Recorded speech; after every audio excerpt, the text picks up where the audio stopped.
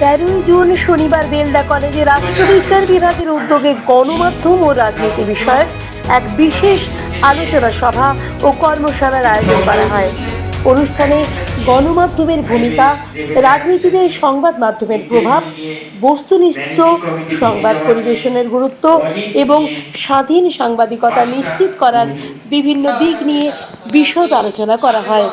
অনুষ্ঠানে উপস্থিত ছিলেন বেলদা কলেজের অধ্যক্ষ ডক্টর চন্দ্রশেখর হাজরা, দীপক কুমার দাশগুপ্ত, অভিষেক রায়, সুমন দাস, বিবেকানন্দ রায়, রাষ্ট্রবিজ্ঞান বিভাগের প্রধান ডক্টর তুহিনকান্তি দাস, ডক্টর বাসুদেব দাস, অধ্যাপিকা সুচিত্রা সেন, সুনীল ছাবরি সহ কলেজের শিক্ষক শিক্ষিকা ও ছাত্রছাত্রীরা।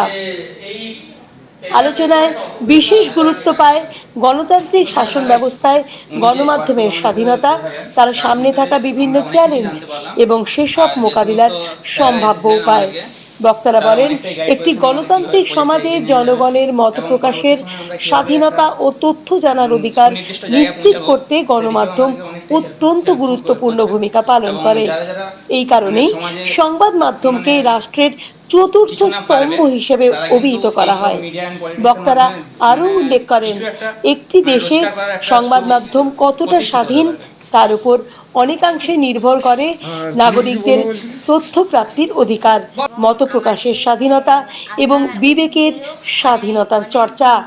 স্বাধীন ও নিরপেক্ষ গণমাধ্যম গণতন্ত্রকে শক্তিশালী করে এবং সমাজের স্বচ্ছতা ও জবাবদিহিতা প্রতিষ্ঠায় গুরুত্বপূর্ণ ভূমিকা পালন করে। আলোচনায় আরও উঠে আসে যে গণমাধ্যম কেবল সংবাদ পরিবেশনের মাধ্যম নয়, এটি সমাজের আর্থসামাজিক, সাংস্কৃতিক ও রাজনৈতিক পরিসরে একটি শক্তিশালী মধ্যস্থতাকারী হিসেবেও কাজ করে। দেখতে থাকুন বিপ্লবী সংবাদ দর্পণ ডিজিটাল মিডিয়া পেজ, সঙ্গে দীপান্বিতা। এবং মিডিয়া আমাদের কি কি কাজ করে এবং কি কি সুফল করে আমাদের, এবং আমরা যেটা